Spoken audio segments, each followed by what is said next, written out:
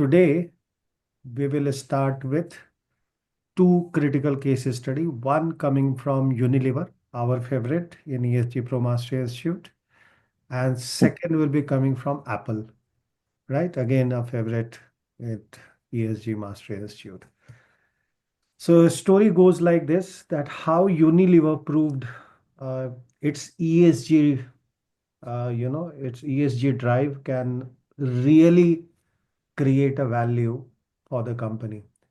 And the story is somewhere in 2015, which it all started. In 2013 onwards, they started a reporting on ESG initiative. In 2015, actually, a equity analyst based out of New York at a global investment firm was reviewing uh, Unilever's portfolio, and he has been asked to look at ESG factor, and this is in 2015. So you can understand it was in nascent stage, and actually at that point in time, hedge funders specifically were started looking into ESG factors to decide whether they should have, arbitrage and hedging opportunity in such kind of company. At the same time, this investment firm decided why not we look into those diamonds which are spread around us and still we are unable to get real value out of it. So environmental, social and governance was those factor where this particular analyst were asked to focus on, specifically on all listed companies, right? That was you remember yesterday we did the screening and how the screening worked out. From 500 companies, Nifty 5,000 companies, we came to 500, and then from 500, 100, and then we 100. We selected 10 companies which we should be taking forward. How many of you remember that? Yeah, after Yes. considering both positive and negative screenings and all Negative that. screens, absolutely true. Today, we are building our story based on that only. Okay, so keep recalling our study discussion, otherwise, it will be. And I hope Anchika and Rameshji was able to watch those videos later on. Now, so here, after doing that screening on listed company, this guy in a global investment firm wanted to ask that how can ESG really affect a company value on the stock market. If you remember yesterday, we tried to cover integration of listed equities, right? We discussed about quantitative, qualitative measures, and then we looked into that integration process itself, which was a four-step process. And then we looked into, we started with idea generation, the filtration, the different screening. Then we look into materiality mapping. Then we looked into risk management, a part of it, and a scorecard and evaluation part of it. Today, this guy is asking actually that how this all you have screened it well. Now you found out gems, but how actually ESG impacting those gems, right, in the stock market, and can I use this into my valuation? So he selected at the same time a company called Unilever, who has started reporting, right? So the consumer good giant behind brands like Dove, Lipton, and yesterday we were talking about Ben and Jerry, Rajni, if you remember, right? Ben and Jerry was that brand which I thought I should be bringing into play. At that point in time, Unilever had launched a sustainable living plan, which we briefly saw as well, right? So this guy also looked into that living plan, sustainable living plan. Sorry, Are you all right? sorry.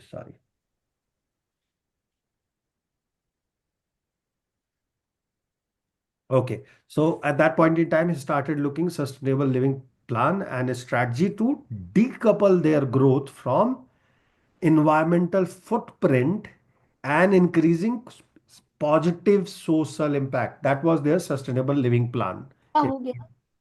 if you remember yesterday, we were trying to look into it. Was reverse, sir. ESG का they Unilever की बात हो रही है. have decoupled. They decoupled, right? They wanted to decouple their growth from creating a lot of carbon footprint and reducing. Actually, decoupling means they do not want to, create a burden on the environment. That's what sustainable living plan they have for. And also it is for positive social impact. And those two matrices you can see on the screen, which this particular stock, market analyst and investment banker wanted to consider through qualitative and quantitative data, which is listed here, into the valuation. So we are going one step ahead, right? So it wasn't just a CSR initiative. It was a core to their business model. And this data is 2024, just to give you a little more highlight that from 2015, where Unilever was and where it has reached by now. It was a core to their business model, which is sustainable living plan. Yeah, that was their core to their model. So how to divide this into E, S, and G part was the first responsibility on the head of this analyst. So Unilever has, so he started looking into environment and he found out that Unilever invested a lot in reducing plastic and packaging. This plan was designed exactly 11 years ago. And in 2015, so you can understand 10-year what growth has happened, you can see that.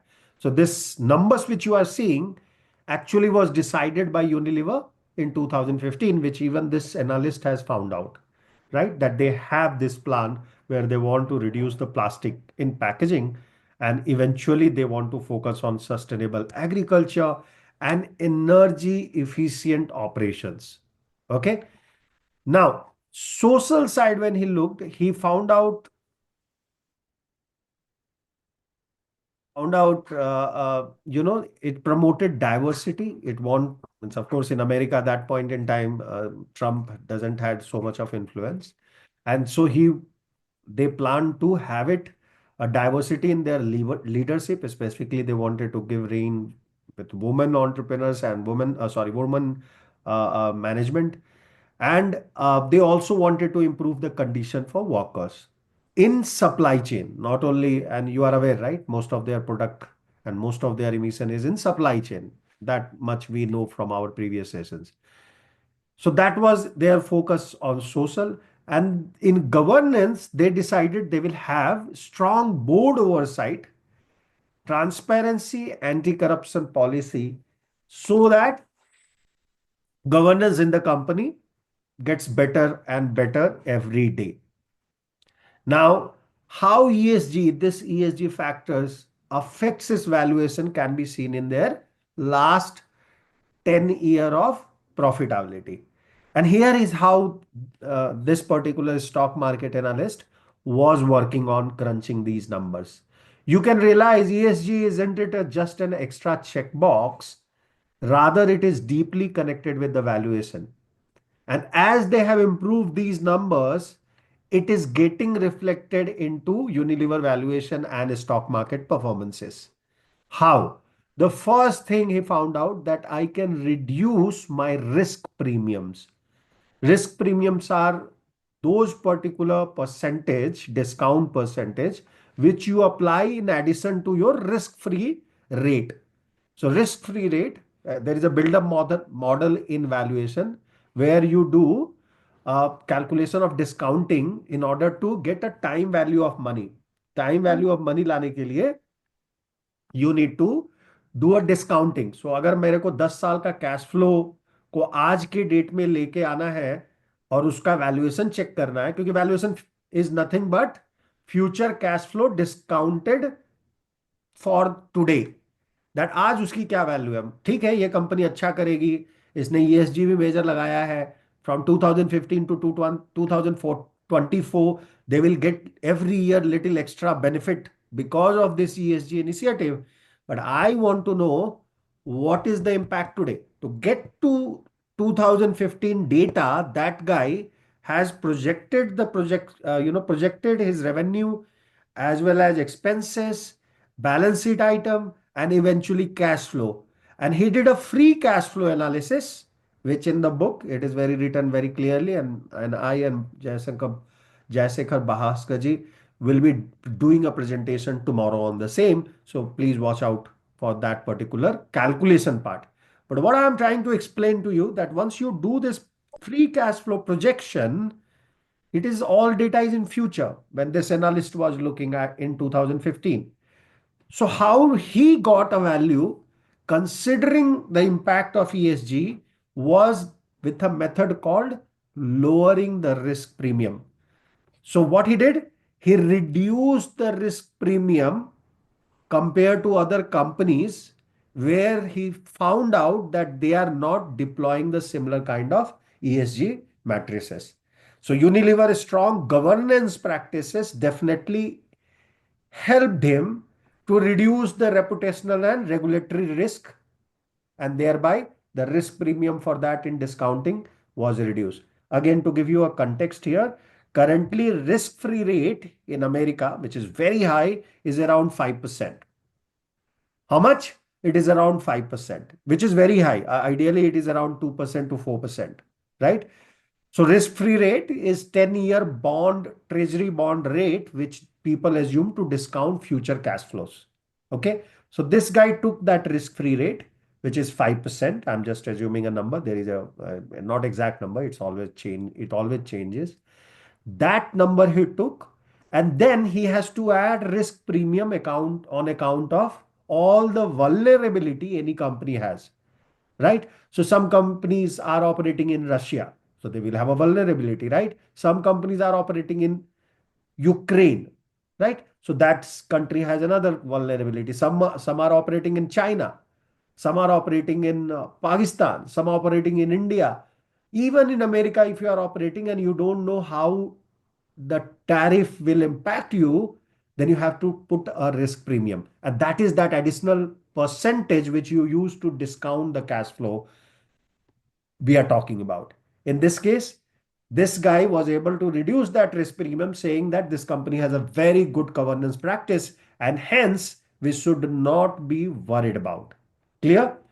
So that was number one adjustment for valuation on Unilever. This reputed global investment banking firm analyst has done. Second, he also looked into another factor which is coming up because of their good governance, environmental initiatives, which is plastic waste reduction, as well as enhancing the social equity. So people started performing more. He assumed that they will perform in future more. Plastic waste reduction will get less penalty in European countries for Unilever. And third, and that means the revenue will increase. And third, also was that because they will reduce the plastic and packaging material, there will be additional advantage in terms of profitability. So he first started with, and that means cash, right? Cash in the business will be more. And he assumed, that was the second assumption he did, that he increased the cash flow.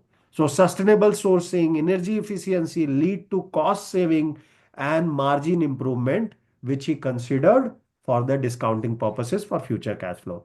Third, he also looked into growth opportunity because of Ben and Jerry being eco-conscious consumer started preferring such brand. He assumed it will drive sales further up for sustainable products, not all the products, but at least the sustainable ones, and hence will further boost revenue forecast coming from those segment which right now is not performing well. Last but not least, he also considered one more line, which is today's talk of the town, is resilience. During crises of 2007, 2000, he knew that a company which is resilient and specifically good in governance would be able to deliver better result. We remember, right? We worked out case study on WorldCom. We did a case study on financial crisis 2007-8. We did a case study where the Dodd-Frank came. We did a case study on Enron where Sarbanes-Oxley came. All are governance related, right? So we know that in the time of bad time, generally those company outperform which has a resilience in terms of governance, and hence he has further accounted that into his discounted cash flow model or future cash flow projections.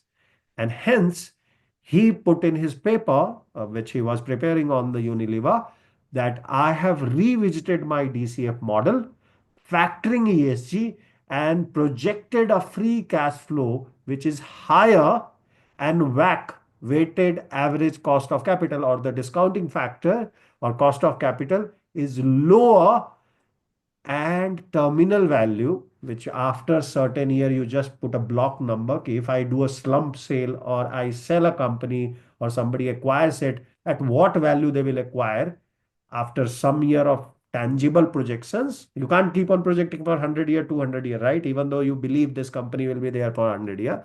So you do a timeline projection of 5 to 10 years or 20 years, and then you say that after that company will have a lump sum value of this much of their EBITDA or their revenue or their cash flow. Correct? That is terminal value. So these three places he made the changes, and which gives a credibility bump for Unilever. And the result was that Unilever's intrinsic value in 2015 only, that company realized is much, much higher than what the stock was trading in the market, right? Because of the lot of people have yet not considered ESG or integrated the ESG realistic into their valuation model. This company, which is known as Goldman Sachs, has heavily invested in that year, and today they are able to reap benefit from. Clear? So that was the case in history. Let's go and try to understand what are those valuation consideration, to be specific, which this guy has considered. So in environment, he looked into net zero emission. He looked at what is the target to reach net zero. They have set 2039 across full value chain compared to their partners like P&G, etc. They are really doing well. And it is aligned. He checked it through SBTi model that it is aligned to 1.5 degree centigrade pre-industrial level. It will not let it cross for this company, and thereby they are into the range. Second, he looked into the plastic reduction program, where now we can see that Unilever has achieved 58% reduction in virgin plastic use and aims for 100% recyclable, compostable packaging by this year itself. By the way, there is a consulting assignment which is floated recently. Anybody is interested, please let me know. We can make a group and bid for it, where in India, pan India, they are recruiting consultant for helping them to suggest them that how they can reduce the plastic use, and more they You're can. referring to the Satwa, no? Sorry? You are referring to Satwa, No, Satwa Consulting. it is not Satwa. It is not Okay. Satwa. That's why it is open for all of us. So I need to check as well. But if somebody is interested, let's make a team and bid for it together. Right? We can do that because I am not available pan India. So we need a bigger team to speak to this lady who is floating this tender right now in the group. Now, innovation is, we have also looked into the innovation which was related to a launch initiative like Loop. Loop is one of their initiative which got very famous to promote the reusable plastic. Sustainable sourcing was another area in environment which Unilever has capitalized really well, where they have used regenerative agriculture and has sourced 95% of its tea, if you know Tata Tetley, sustainably, benefiting more than 8 lakhs of farmers, and most of them were in India.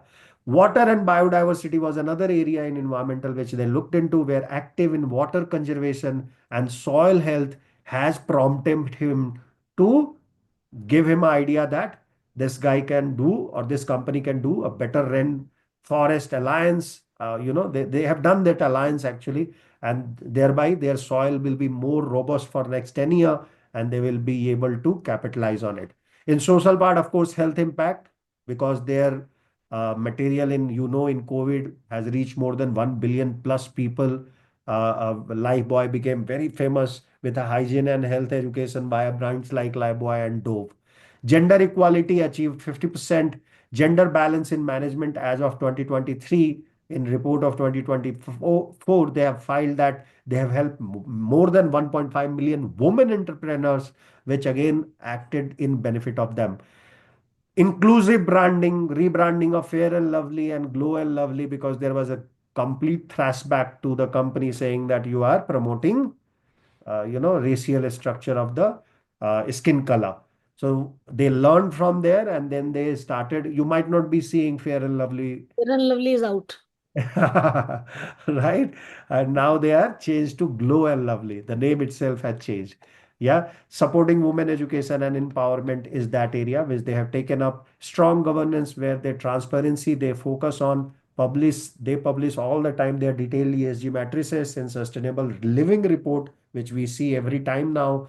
Ethical conduct enforces a strict code of business principle, zero tolerance for corruption, future fit leadership, which they launch for future fit board. So they are making their board also to be fit. So Rajni ji, be ready, right? You might need to join cult or such kind of or gold gym, etc. Along with us.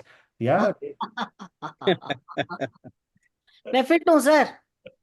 नहीं, मैं फिर भी बोल रहा हूँ, फिर भी वो भेजेंगे ना, वो आपको मेंबरशिप देंगे क्लब की. या so that our board will remain healthy and fit and upskilled. Upskilling तो हमारे पास आपको ट्रेनिंग के लिए भेज ही रहे हैं वो लोग.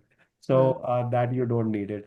Last but not least, real world impact. This guy got it in Brazil, first of all, by a project called Project Sunlight. Yeah, remember that? It's very interesting one where they cut the household water use by 20%. Yeah, the way they have promoted it, and they increased the recycling by 30% in local community. That was Project Sunlight, which got very famous. Indonesia WWF partnership also got huge limelight, where more than 1 lakh hectare or 100,000 hectare of rainforest and improved livelihood for more than 50,000 farmers via sustainable palm oil outsourcing or sourcing. Yeah, and all that metrics you can always see: 58% reduction in virgin plastic use, 95, etc., etc. Right?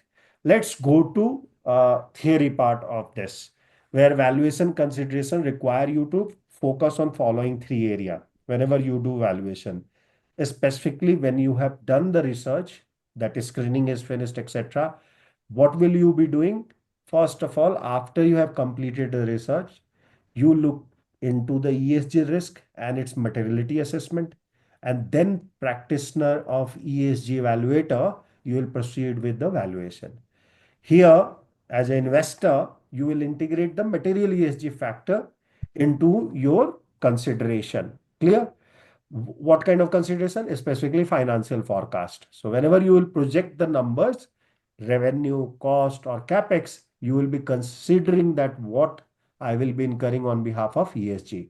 Valuation input like multiples, discount rates are the places where you will be doing the adjustment. For example, adjustment in discounted cash flow analysis, which tomorrow anyway we are going to show on an Excel sheet, will be from cash flow projection, which is ESG risk and ESG opportunity adjustment maybe. Second is the discount rate, right?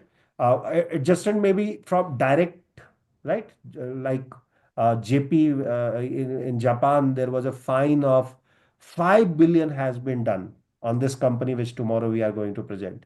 So you have to adjust that number, right? Because there is a fine already impending on that company. So you reduce that revenue.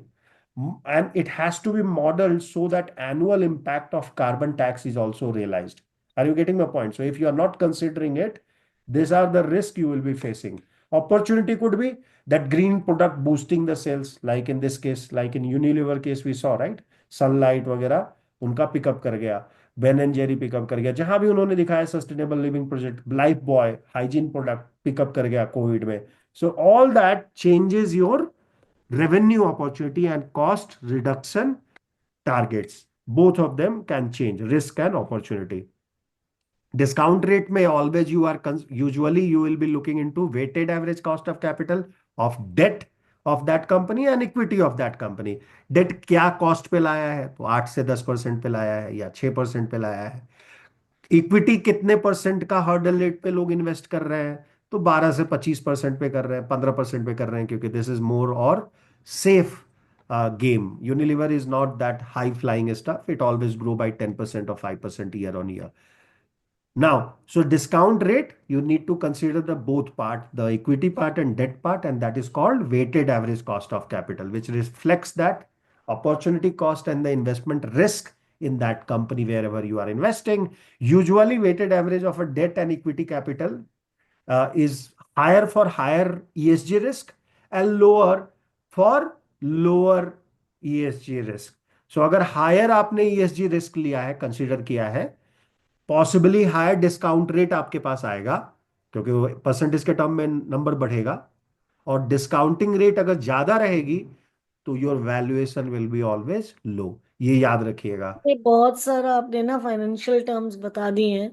थोड़ा सा एक बार ये जो आपने last में बताया आप repeat कर दीजिए please. Okay, for sure, for sure. तो स्टार्ट से स्टार्ट करते हैं।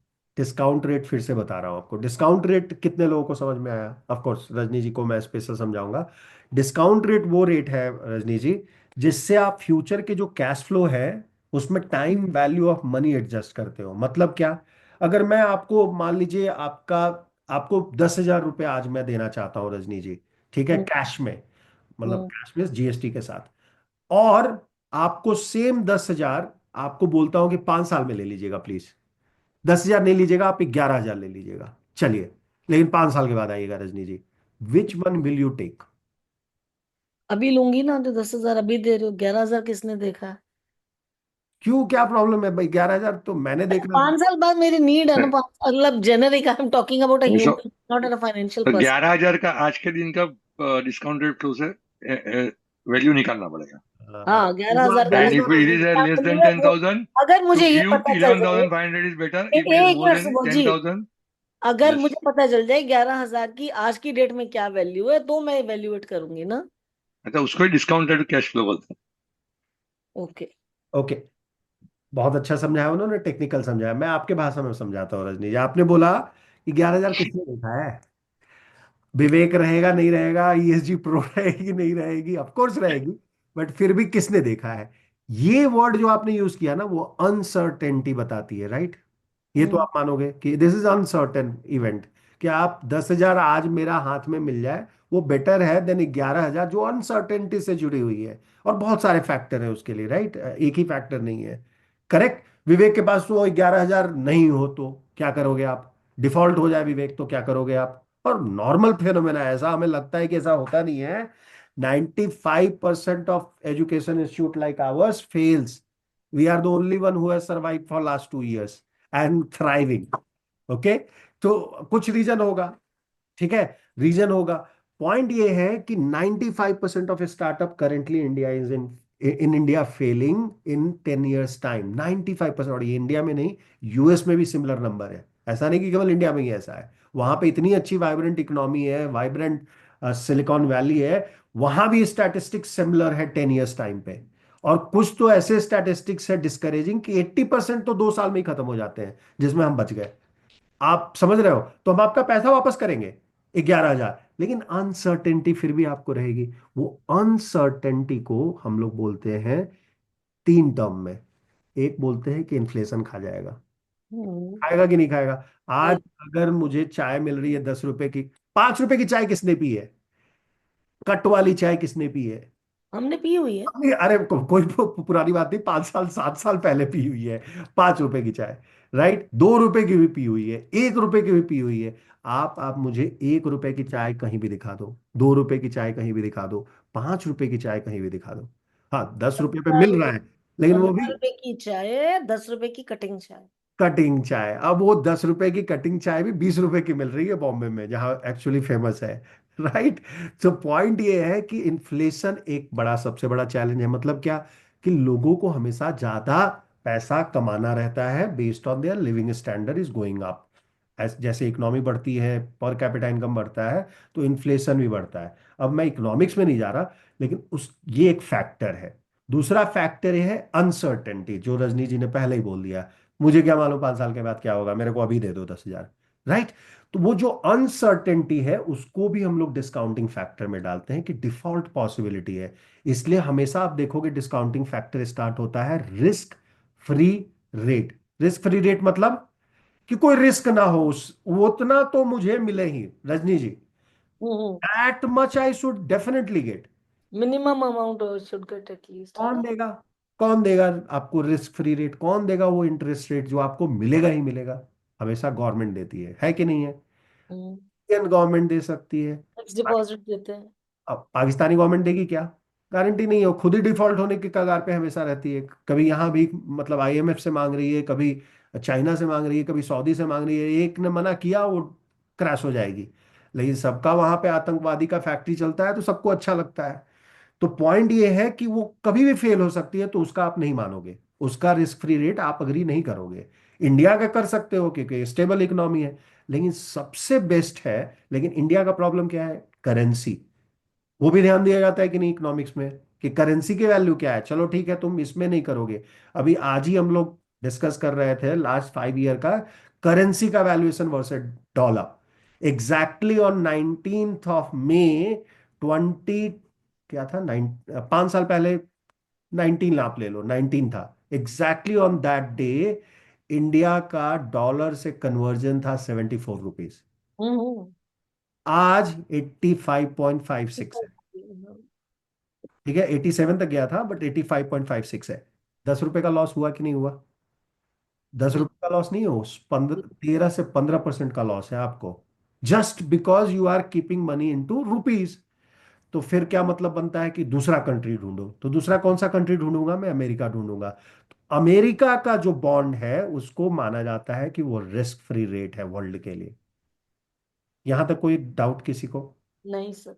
ये रिस्क फ्री रेट हो गया। अब इस पे आप अनसर्टेनिटी लगा दो जितना मन उतना, जो मैंने आपको पहले बताया था, प्रीमियम, रिस्क प्रीमियम लगा दो कि ठीक है भाई, पहला बात तो मैं इंडिया में हूं, तो 13% तो मेरा 5 साल में ऐसे ही घटने वाला है। करेक्ट और रॉन्ग? तो हम्म। 15% उसके ऊपर मेरे को, उस डॉलर के ऊपर मेरे को चाहिए। क्यों? क्योंकि मेरा करेंसी तो वीक हो जाएगा ना, राइट? डॉलर अप्रिसिएट हो रही है, मेरी करेंसी वीक हो रही है। तो वो मेरा 15% का, जो मैंने 5% रिस्क फ्री रेट लिया, उसका 15% में और इसके ऊपर तो मुझे कम से कम, अगर इंडिया में बिजनेस करना है तो मुझे चाहिए। चाहिए कि नहीं चाहिए? वो रिफ्लेक्ट आपको इंडियन गवर्नमेंट बॉन्ड में भी दिखेगा। 7% के आसपास का नंबर रहता है यहाँ पे। ठीक है, तो 30% हो जाता है वो। 13% नहीं रहता, वो 30% हो जाता है। कि और सब भी डिफिकल्टीज है इंडिया के साथ, बैलेंस ऑफ पेमेंट का चैलेंज। अभी तो बहुत अच्छा है पिछले 5 साल से, थैंकफुली। बीओपी, अपना ट्रेड डिफिसिट बहुत ही अच्छा है, ट्रस्ट मी। या ये गोल्डन पीरियड सही में है। वो लोग हवा में बात करते हैं लेकिन ये है, ये फैक्ट है। आप जाके चेक करेंगे ना ये सब मैक्रो इकोनॉमिक फैक्टर, तो you will find all that. Again economics में थोड़ा जा रहा हूँ, वापस आता हूँ। तो जो मैंने आपको बोला ना, weighted average cost of capital इसी चीज से डिसाइड होती है। तो पहले आप क्या कॉस्ट ऑफ कैपिटल निकालते हो? इक्विटी का। अगर रजनी जी को किसी भी कंपनी के इक्विटी में इन्वेस्ट करना है तो उनका क्या एक्सपेक्टेशन मिनिमम उससे होगा? क्योंकि कंपनी फेल कर सकती है, स्टैटिस्टिक्स है, ये है, वो है, एक्सेट्रा एक्सेट्रा है, ऑल दैट है। And thereby what I should be worried of, कि कंपनी कल अगर फेल हो जाए 10 साल के भीतर, तो मेरा पैसा तो गया, मैंने जो पैसे डाले हो गए ना। तो उसके लिए मेरे को प्रीमियम चाहिए कि नहीं चाहिए? तो वो होता है कॉस्ट ऑफ इक्विटी।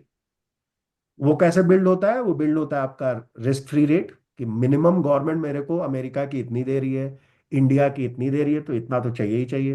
प्लस दूसरे कंपनी वाले कितने दे रहे हैं, तो वो आपको 12% on an average stock market में 10 साल में मिल रहा है, तो उतना तो चाहिए ही चाहिए। अब उसके ऊपर मैं रिस्क ले रही हूं, trusting ESG pro mastery institute, तो मेरे को उसका भी परसेंटेज चाहिए।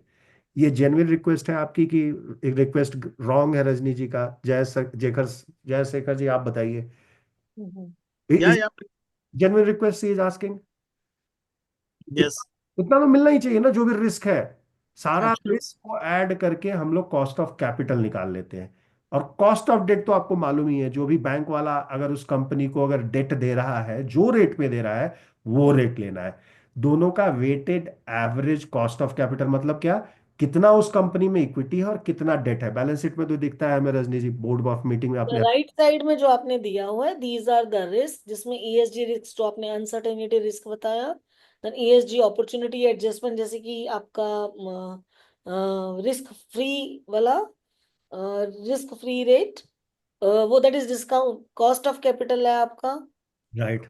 देन वेटेड एवरेज जो आपने बताया, वेटेड एवरेज दैट वो इज आता है इक्विटी से एंड डेट के उसका। Proportionate number multiply by there cost. कोई भी मनी जो आपको कंपनी में आती है उस पर एक कॉस्ट है ना। फाउंडर भी डालता है तो कॉस्ट के साथ ही डालता है ना, कि भैया इतना दे रहा हूं, मेरे को हर एक साल इतना पैसा वापस चाहिए डिविडेंड में। करता है कि नहीं करता है? तू पढ़ के मैं सर समझूंगी अपने से, खुद से नेट से ढूंढ ढूंढ के ना बहुत बढ़िया, पढ़ूंगी इसको। That will be best. आपका टाइम क्लास का वेस्ट नहीं करती, आप आगे चले। नहीं और नहीं, मुझे लगता है सबको चाहिए होगा, पूछिए आप किसी को अगर नहीं चाहिए होगा तो।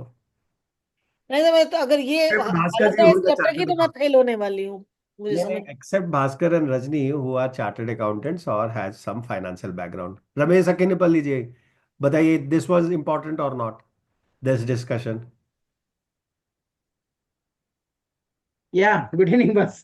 Yeah, it's true. Yeah, was it not helpful to understand from the ground up, right? It's very much helpful. Yeah. Anchika is practicing, she has worked in finance industry, so I can accept. Bhaskar ji, of course, not a you are not a practitioner of finance, aren't you? But he knows the terms, na.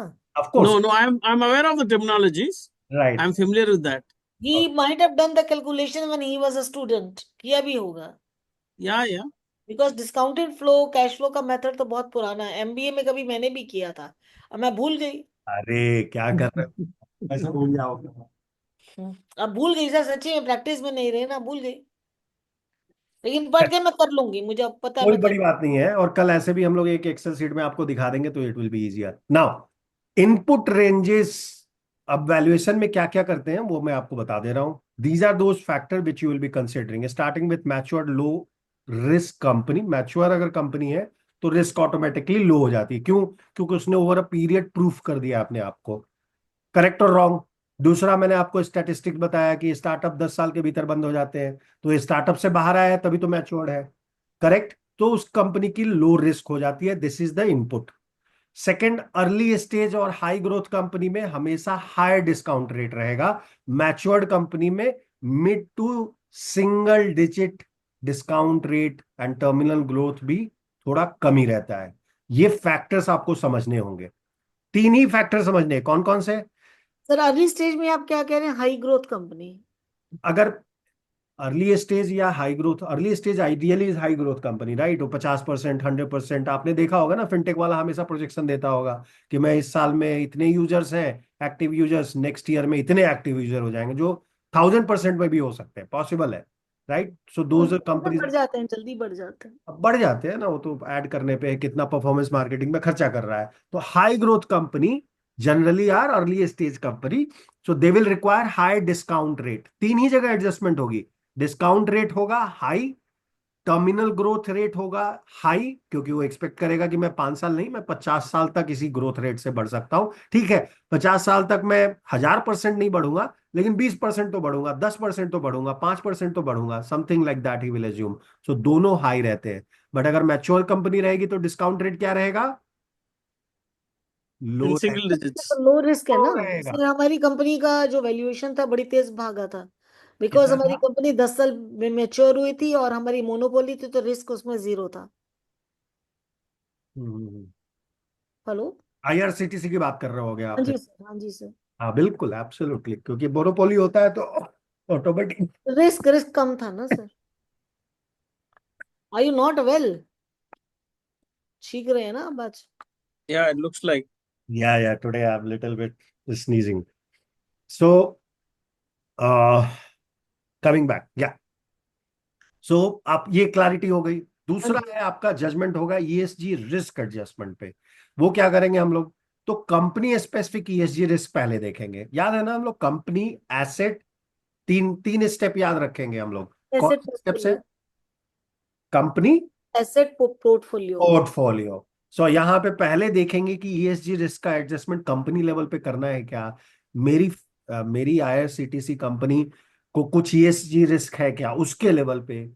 फिर देखेंगे sector level पे कोई risk है क्या, कि railway as a business पे कुछ risk है क्या, स्पेसिफिकली कमिंग फ्रॉम ईएसजी। तो कोल का रिस्क था, अब तो शिफ्ट हो गया, अब इलेक्ट्रिसिटी पे आ गया।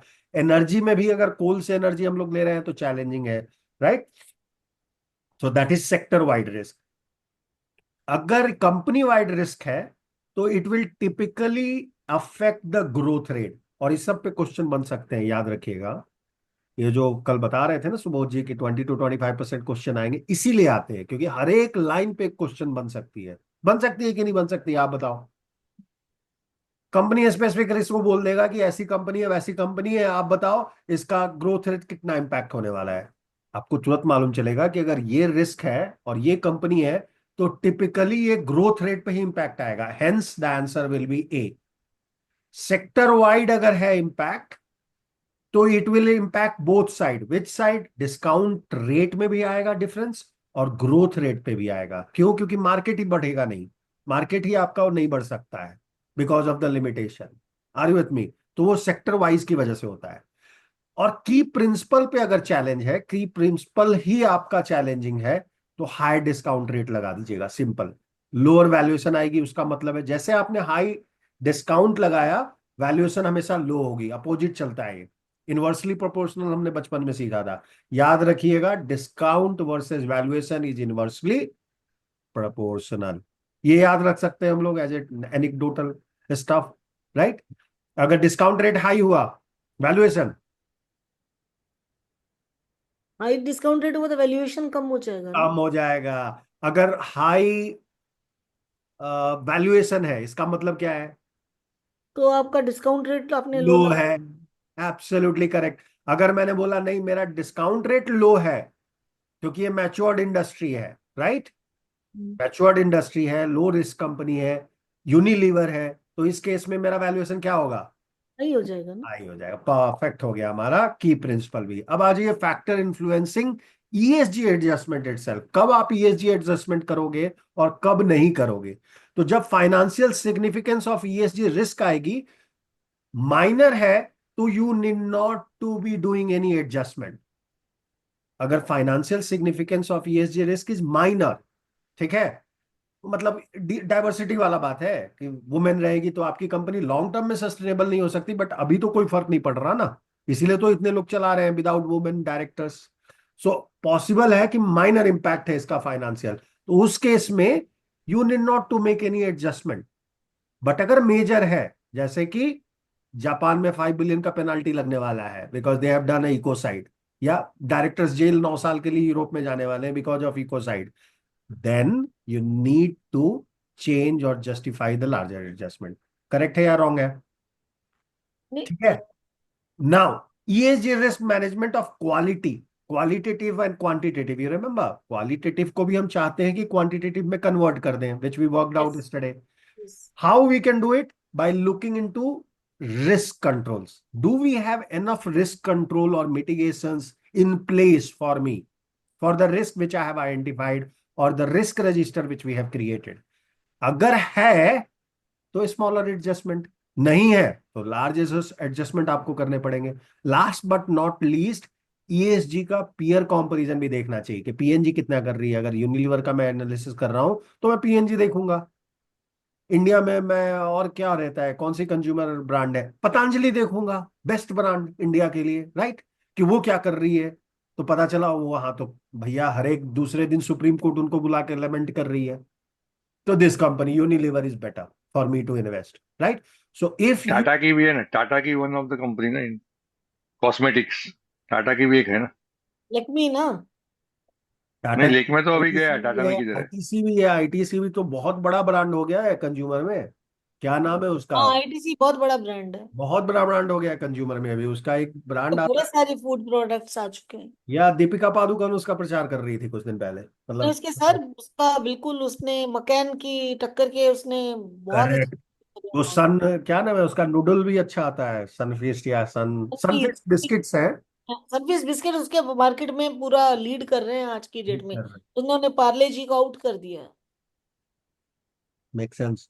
सो ये सब आप पीयर को भी चेक करोगे और देखोगे कि पीयर पे इसका किस कैसा इंपैक्ट है। तो वहां पे बहुत ज्यादा है तो मेरे को कम करना है, क्योंकि मैं, मेरी कंपनी तो एक्सपोज नहीं है उस रिस्क से। And always remember to avoid double counting in valuation. मतलब क्या हुआ, कॉमन मिस्टेक लोग क्या करते हैं, सेम ईएसजी फैक्टर और रिस्क के लिए डिस्काउंट फैक्टर भी चेंज करते हैं और रेवेन्यू भी चेंज कर देते हैं, पेनाल्टी भी लगा देते हैं, सेम रिस्क। तो ये नहीं करना है। This is the massive mistake in market people are doing, which is double counting. Clear? ये नहीं करना है, ये क्लियर कट बुक में लिखा हुआ है, और कल आदमी जो पढ़ के आएंगे वो बताएंगे कौन से पेज पे क्या लिखा है इसके बारे में। ये हमारा होमवर्क है। क्लियर कट लिखा हुआ है कि आप एक ईएसजी फैक्टर के लिए तीनों जगह एडजस्टमेंट नहीं कर सकते हो। और मार्केट में किया जा सकता है, क्योंकि कोई भी चीज 100% प्रूफ नहीं होती है, लेकिन अगर करो तो आप जस्टिफिकेशन दो, which we have learn in GSG accounting as well as in GRI. Proper explanation will be required. Exception क्या है? Maybe you can justify both expected cash flow to go down and uncertainty to go up, hence the discount factor, but show that in the sector wide risk areas। आप company level पे उसको नहीं करना चाहिए, आपने क्या करना चाहिए, सेक्टर वाइड में अगर ऐसा कुछ आ रहा है तब एक्सेप्शन अलाउ करता है। Clear? This is all about valuation. Are you Sumaji? Yes Ramesh ji. Okay, so when you are calculating this, how the terminal value differs for the different industries, like when you see about like early stage high growth company, how you take terminal value calculation, and for mature company, can you give some example? For example, Unilever, we know historically now they are growing around 3 to 5%. Yes. But do you think Patanjali, when it came into market, was going at 5%? No. Absolutely no. Right? When it came, it was growing by 2000%. That's why so much of valuation in 5 year time, right? क्योंकि उन्होंने क्या करा था, जितने भी उनके भक्त, मतलब जितने भी उनके डिसाइपल्स थे, उन्होंने पहले यही काम करा था। मतलब that was a amazing marketing strategy. Of very course good marketing sir, very good market. Amazing, वो कोई अपने नहीं हर करता। सत्संग में उन्होंने बेचा है इसको। और ऐसा बेचा है कि किसी को बिका हुआ लगा ही नहीं है, वो उसका दुकान खोल के बैठ गए हैं, खुद खरीदा नहीं है, मार्केट में उनके अपने गांव में बेचा है। यही किया है। मतलब दैट स्ट्रैटेजी वाज फेनोमेनल। वो मतलब कोई रेप्लिकेट करना सबके लिए मुश्किल है, क्योंकि he was there was a saying कि बाबा सबको खा जाएगा, सबको खा जाएगा। There was a saying everywhere, every shopkeeper was saying this. Unilever also got shaken actually. Yeah everybody exactly sir, exactly. Everybody was shaken with this. Patanjali का तेल, पतंजलि का आंवला जूस, पतंजलि का चूरन, पता नहीं क्या क्या आ गया था। अरे टूथपेस्ट, पीपल, दंत कांति, आटा आटा भी आ गया था। अरे क्या दंत नहीं कांति, है। सरसों का तेल, हल्दी, और पता नहीं सब, क्या क्या आ गया। और एडवर्टाइजमेंट क्या था कि मिलावट से बचो, मेरा खरीदो। पता चला कि आप तो सबसे ज्यादा मिलावट कर। मिलावट के जहर से अपने मासूम बच्चों को बचाइए, मेरा घी लीजिए, मेरा सब कुछ लीजिए बस। और ऐसा नहीं कि वो गलत बोल रहे हैं, सही बोल रहे हैं, मैं जस्टिफाई कर नहीं रहा हूं। प्राइसिंग ठीक की। Neither I'm laughing on it. What I'm saying is that The strategy.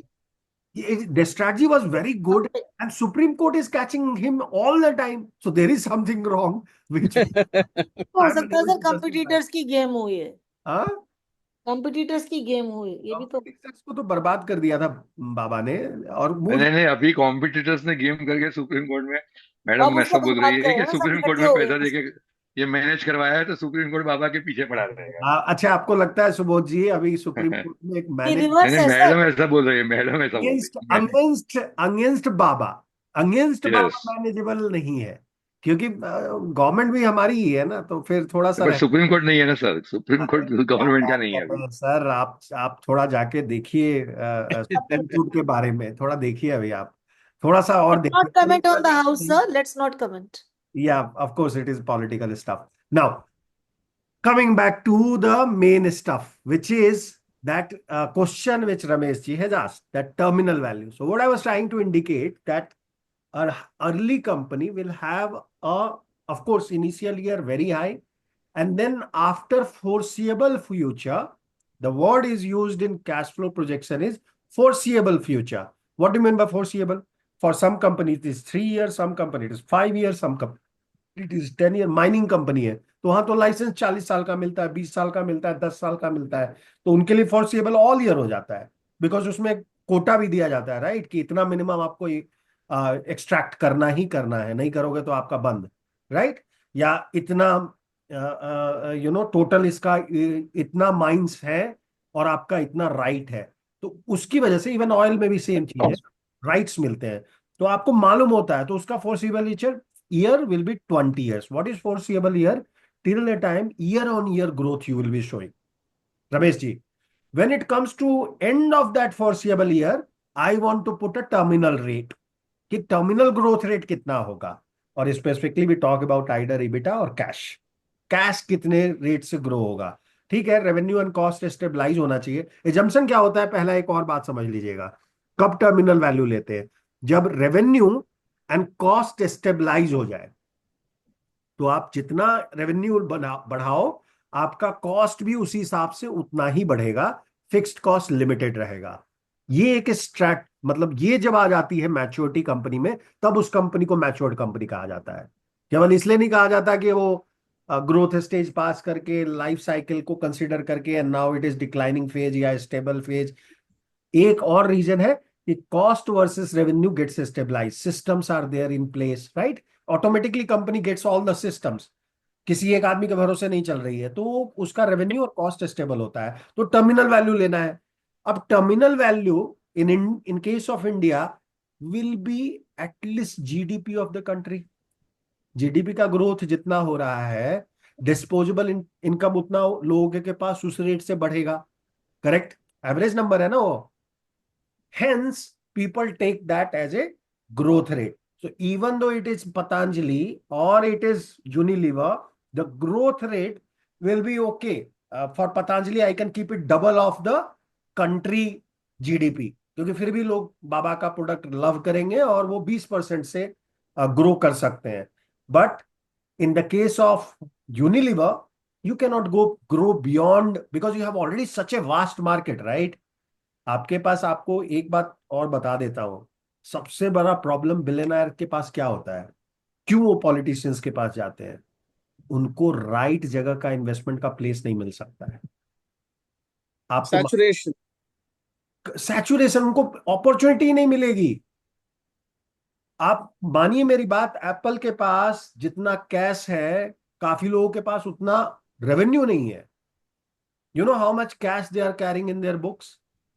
20 billion से ऊपर। अभी एप्पल का केस आने वाला है, just couple of slide after, right? 20 billion dollar उनका चल रहा था। अभी तो फंसे हुए हैं, तो ऑफ कोर्स डिफरेंट सिनारियोज में, but 20 billion dollar they are carrying cash. Why? They don't have enough opportunity. Tim Cook, Steve Job, सब ने बोला हुआ है। इसलिए वो इनोवेशन करते रहते हैं कि चलो इधर से ढूंढते हैं, उधर से ढूंढते हैं, चश्मा लाते हैं, जूता लाते हैं, चप्पल लाते हैं, थप्पड़ लाते हैं, जो भी हो सकता है लाते हैं, और दूसरा एक अपॉर्चुनिटी निकालते हैं जहां पे ये ग्रोथ मिल पाए। 20% का ग्रोथ आपको नहीं मिलेगा ना, लिमिटेड है ना, इकोनॉमी लिमिटेड है। पैसे लोगों के पास एक्सपेंडिचर करने का लिमिटेड है। सैलरी थोड़ी बढ़ रही है जितना रिलायंस का रेवेन्यू बढ़ रहा है। उन खुद ही अपने लोगों को नहीं देते उतनी सैलरी, तो आपको क्यों देंगे वो? मतलब जनरल पब्लिक को कहां से पैसे आएंगे? तो वो भी चीज बहुत मायने रखती है। ऑफ कोर्स इकोनॉमिक्स बहुत आता है वैल्यूएशन में, I am not going there, let's come back. So Ramesh ji, to answer your question, if it is a matured company, the terminal growth will be around the GDP of that country or a nominal rate of that country, the growth rate. For high or early stage company, it could be multiples of that number, depending upon which sector, which economy, what is the size of that company compared to the economy and sector will decide that what will be their terminal growth rate. So you cannot fix it, but generally it is higher than the matured company. So there will be effect of the disruptors in the technology company, right? Absolutely, they will always have that advantage, right? That's why they are always early stage. यही तो Apple करता है ना, नया product लाके क्या कर रहा है वो डिस्टर्ब कर देता है वो सेगमेंट ही, तो उसको फिर से ग्रोथ मिल जाती है। Correct? And yes, Suman, how about will be one more like disruptor to that particular company itself, right? And that will Another be competitor. how that risk will be calculated for those. Look, that you can't discount, right? At this point in time, Mhm. आपको नहीं मालूम है ना कल कौन disturb करेगा Apple को। अभी मालूम है क्या? आपको ही मालूम है क्या कौन एक्चुअल कंपटीशन हो सकता है एप्पल का? You won't believe, it will B Meta. Mhm. इसका मतलब तो ये हुआ सर कि हम कभी भी प्रिडिक्ट नहीं कर सकते किसी भी कंपनी का कैश फ्लो फॉर एवर। एक कंपनी का कर सकते हैं, कंपनी का तो कर ही रहे हो ना आप, टर्मिनल वैल्यू लगा दिए कि ठीक जीडीपी। है, अब नहीं नहीं क्योंकि हम टर्मिनल वैल्यू को इसीलिए यूज किया जाता है टू इसलिए एस्टिमेट करते द हैं कि value beyond a certain period या फोरकास्टिंग पीरियड। जो मेरी विजिबिलिटी है, जहां तक मैं समझ सकता हूँ कि ये बंदा काम करते रहेगा, ये दूसरी बिजनेस नहीं खोल देगा, ये सब भी तो रिस्क होता है ना। आपने देखा होगा ना, मेटा ने 2500 कंपनी एक्वायर कर लिया, 25 जगह काम कर रहा है। ऑफ कोर्स उसका सिनर्जी इफेक्ट आता है, बट वो भी अब देखो competition, CCI is banning them across world. US में उसको बिठा के ग्रिल किया जाता है एवरी नेक्स्ट डे। सारे बड़े कंपनी को तोड़ने का प्लान चल रहा है. That is a massive disruption is coming there right now. Google, Meta, all of them has been asked that reduce your monopoly. आप बहुत बड़े हो गए हो अपने साइज से, सब तोड़ो, दूसरे को डाइवर्स्ट करो, सब परेशान है. अभी गूगल का चल रहा था ग्रिलिंग यूएस में. सो रमेश जी, आप to answer your question, I believe I have already touch all the points. अगर कंपटीशन में आ रहा है तो वो आप गेस नहीं कर सकते, you can't guess, you have to still keep your strategy intact, और वो स्ट्रैटेजी से ही ये नंबर डिसाइड होता है.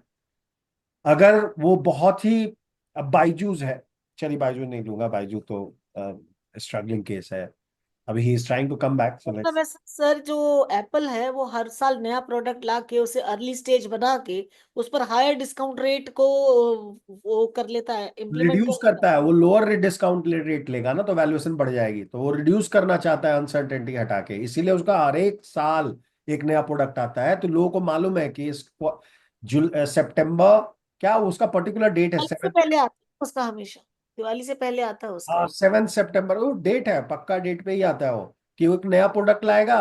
अगर वो थोड़ा इधर उधर हुआ, इसीलिए आप देखे होगे अब उसकी क्रिएटिविटी वहां मर गई है, तो वो लोग क्या करते हैं, नया प्रोडक्ट ही लेके चले आते हैं. जैसे चश्मा भी लेके आया हुआ है, चश्मा बहुत दिन से है बट फेल हो रहा था, इस बार वो बहुत अच्छा चश्मा लेके आ रहा है.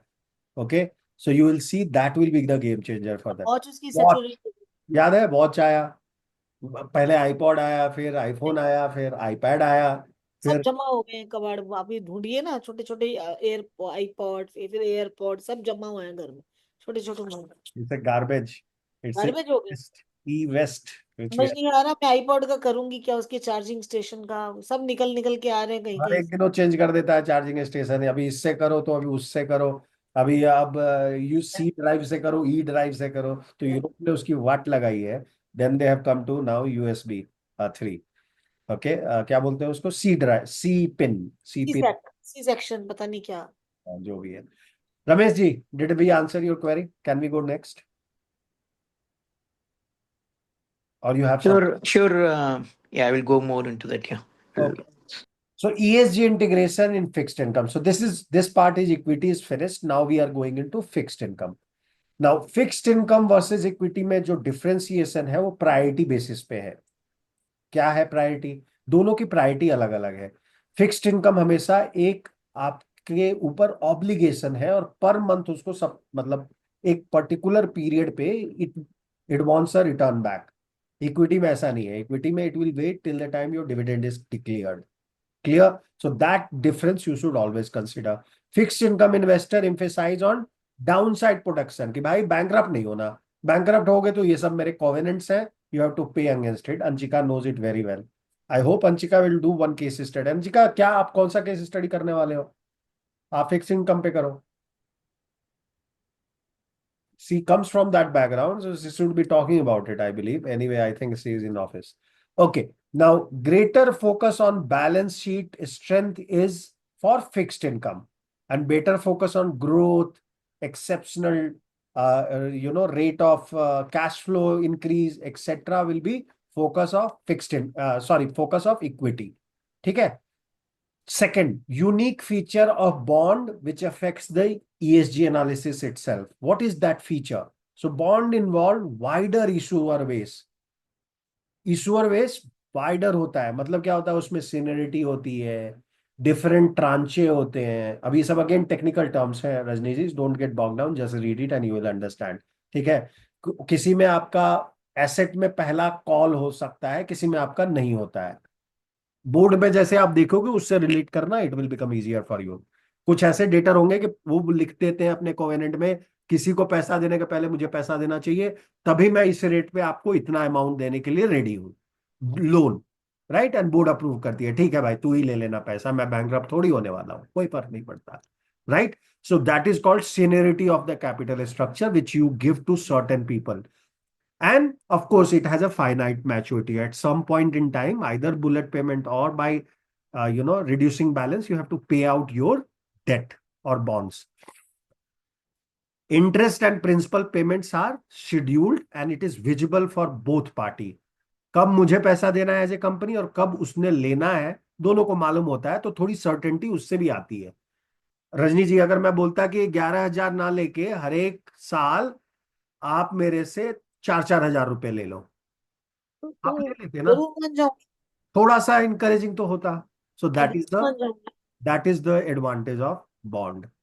Research evidence on ESG performance, specifically on fixed income, comes from Barclay. इसकी केस स्टडी है.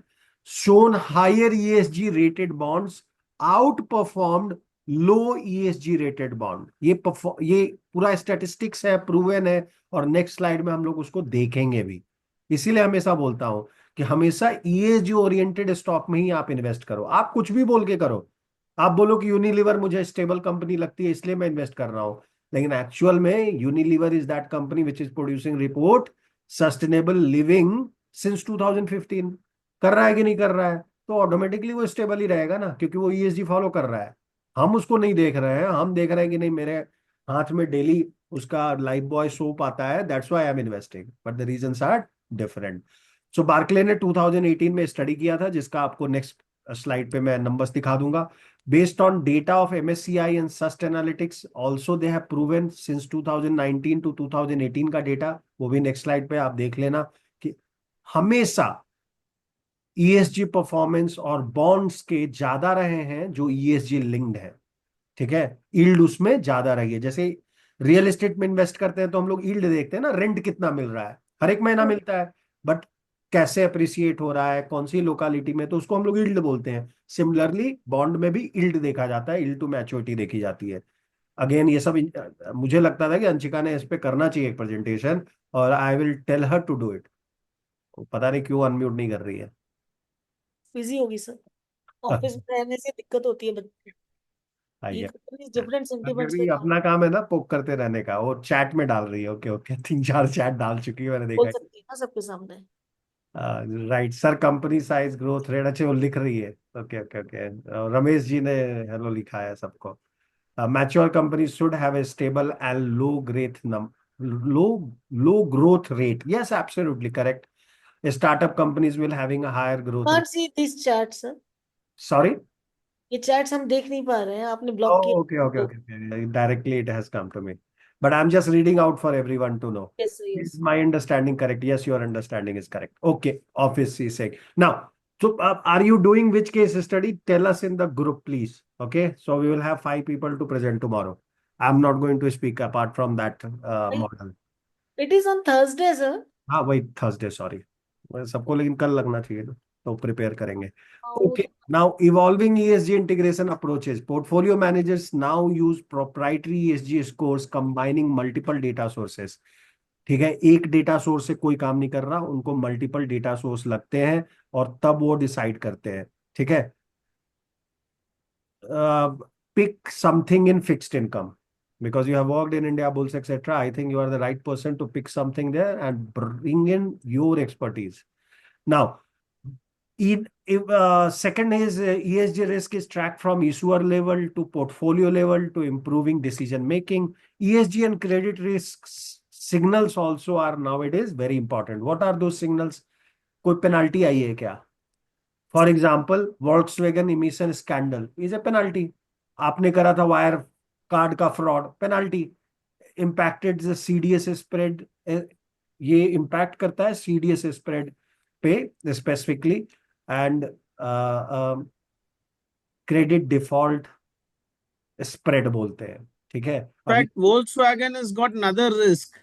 Now government is, penalizing them for their assembly versus manufacturing kind of a problem. वो इंडिया में नहीं लेके आए हैं पूरी मैन्युफैक्चरिंग उसके लिए, और यहाँ पे वो लोग असेंबली करते हैं, फिर भी बोलते हैं कि मैं यहीं बना रहा हूँ, तो उनको Correct. टैक्स नहीं पड़ता है. नहीं तो 100% का इम्पोर्ट टैक्स है. Right, so they are saving it, and thereby Indian government is very clear on them, और they will be stuck. Recent case यही सजेस्ट करती है, स्पेसिफिकली हीरो साइकिल, हीरो क्या नाम है उसका, Hero Motors. कंपनी जो थी. Hero Honda sir. हाँ, हीरो होंडा नहीं, The Hero Motors become Hero Motorcycles now. Hero motorcycles पे जो उनका ईवी का वर्जन था, गुरुग्राम में आप उसका बड़ा बोर्ड देखते होंगे जब उसके ब्रिज पे चढ़ते हैं, तो जीटी के सामने से जो एक ब्रिज है उस पे से जैसे चढ़ के फेज 4 में जाएंगे, आपको वो दिखेगा बड़ा बोर्ड हीरो का, वहीं पे उसका ऑफिस भी है. It has bankruptcy now. या बोथ ब्रदर हैज मुंजाल जी के दो बेटे थे ना, तो दोनों सेपरेट हो गए थे, तो एक को ईवी मिल गया था और एक को अपना हीरो होंडा वाला मिल गया था, हीरो। तो वो जो ईवी वाला है, it has gone bankrupt because of the same scandal that they were bringing from China and saying that it is Indian and claiming fame, and they have been caught and really heavily penalized.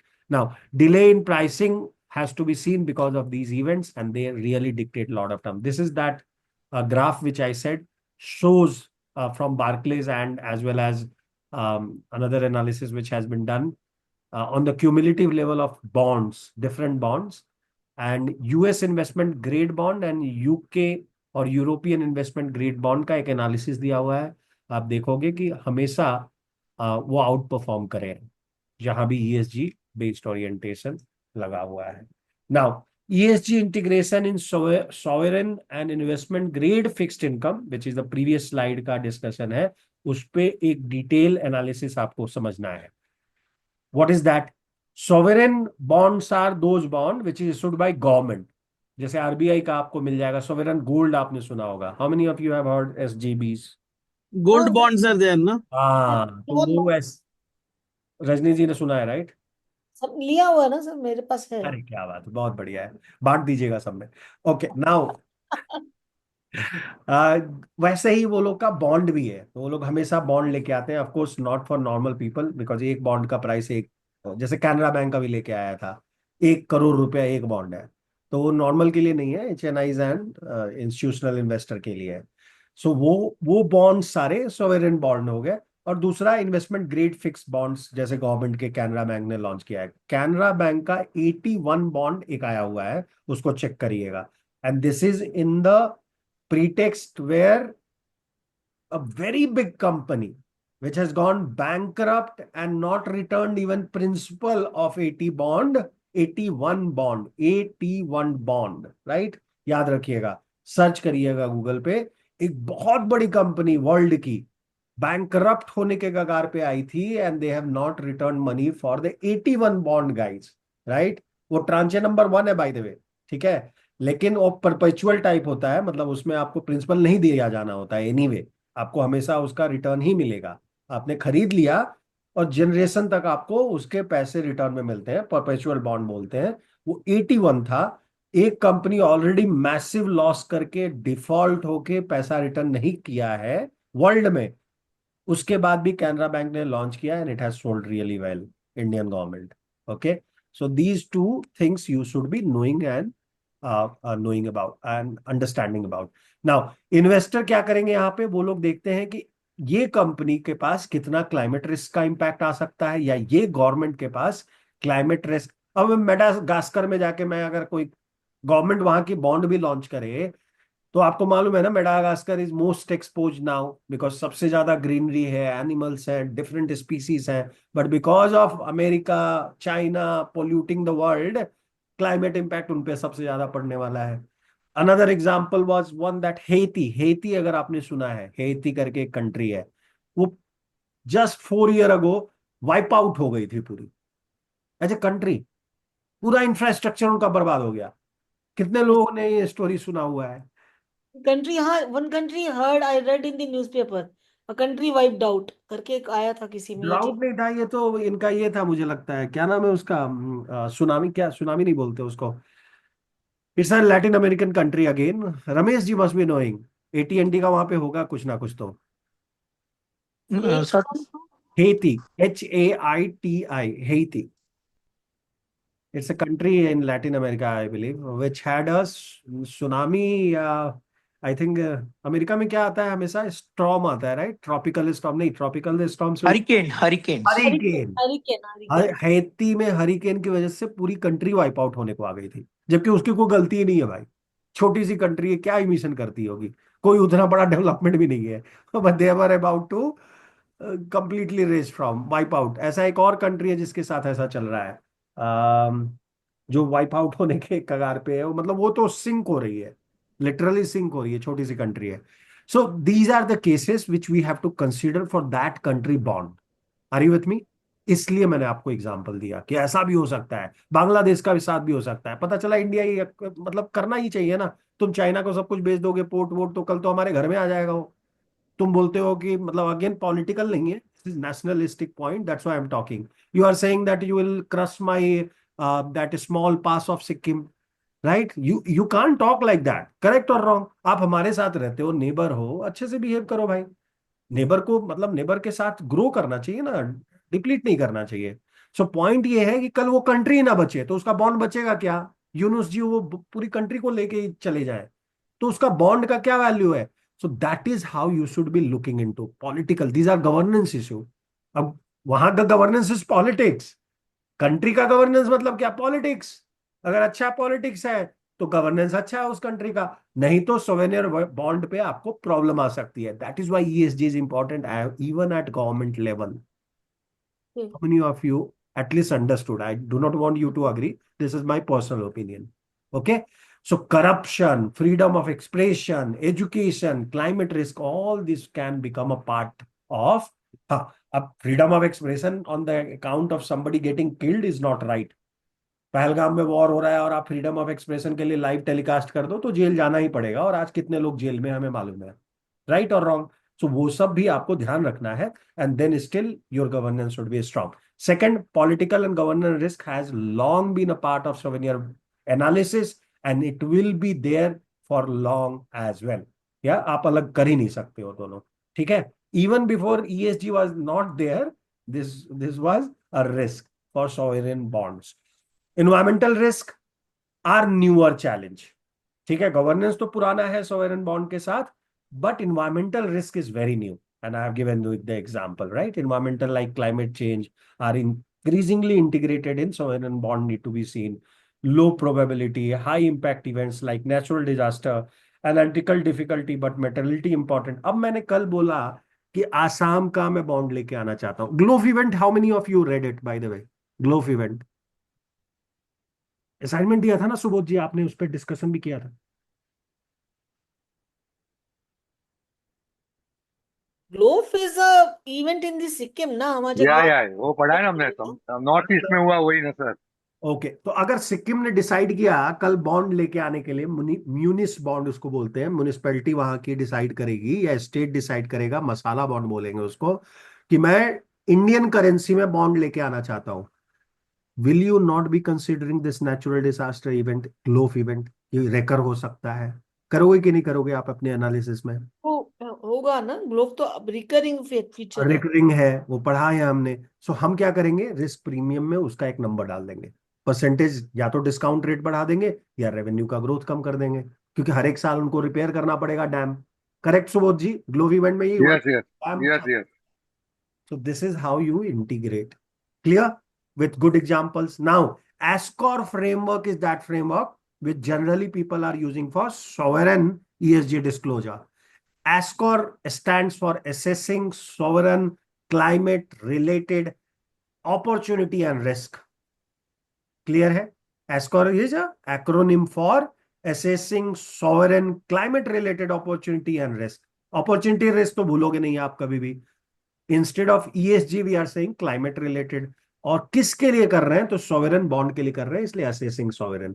So assessing sovereign climate related opportunity and risk is that framework which generally people, और इस पे question आ सकता है, anybody who is planning to attempt the exam, remember that because it's a very recent event included in book this time in 2023, this has been launched only in 2023, तो वो आपसे पूछ सकते हैं कि एस्कोर में क्या क्या होता है.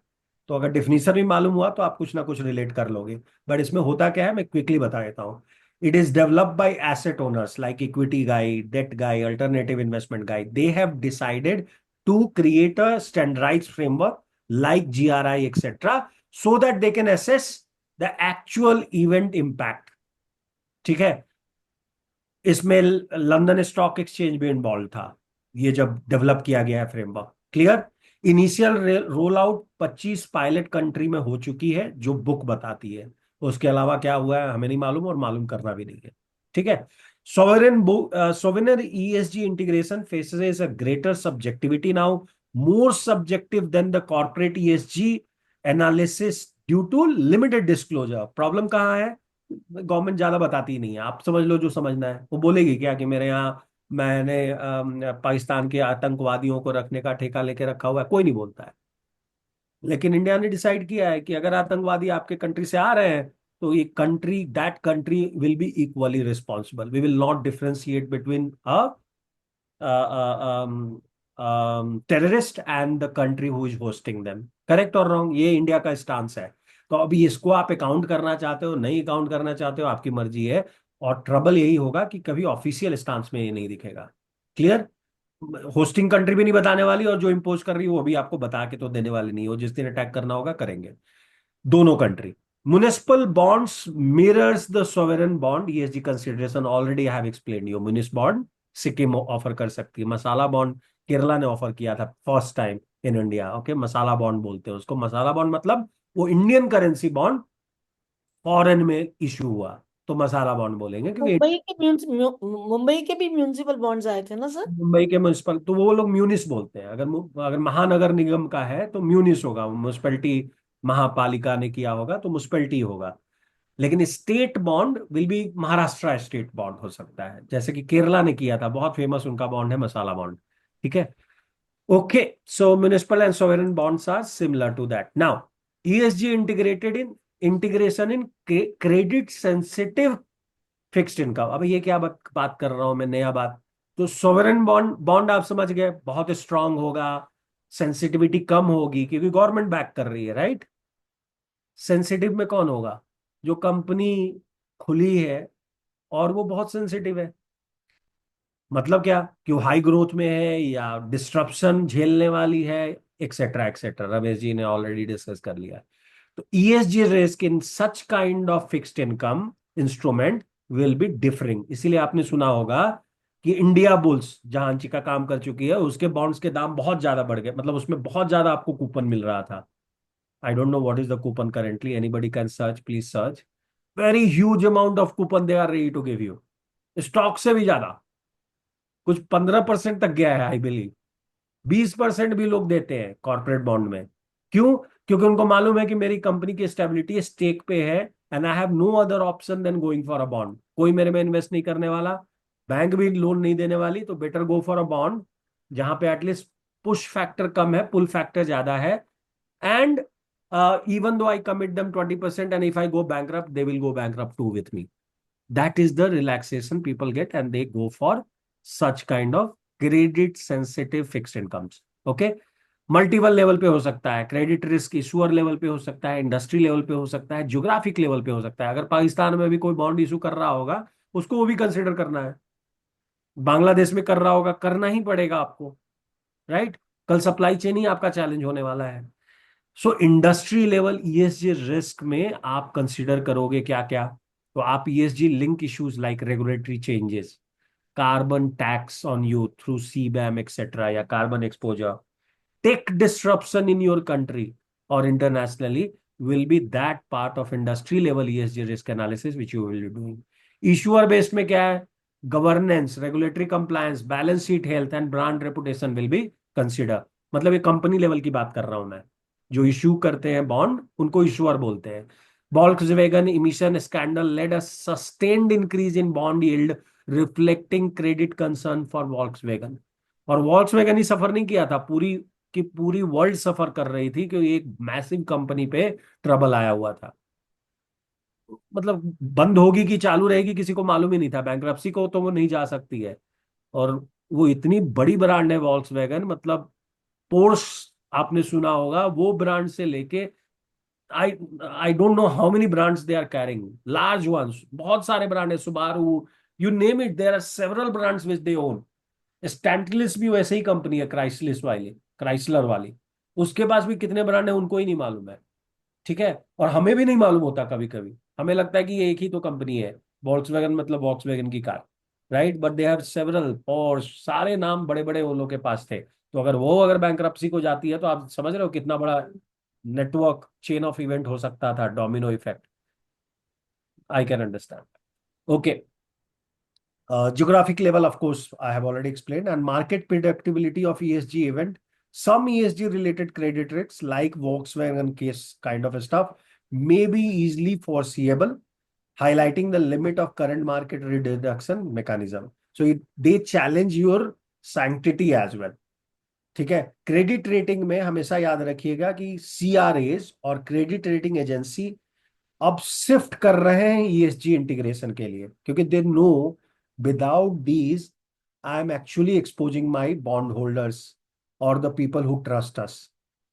क्रेडिट रेटिंग एजेंसी मतलब फिच, मूडी, ये इस तरह की कंपनियां, जो क्रिसिल इंडिया में, इकरा, राइट, ये सब companies already have integrated ESG mechanism into their credit rating as well.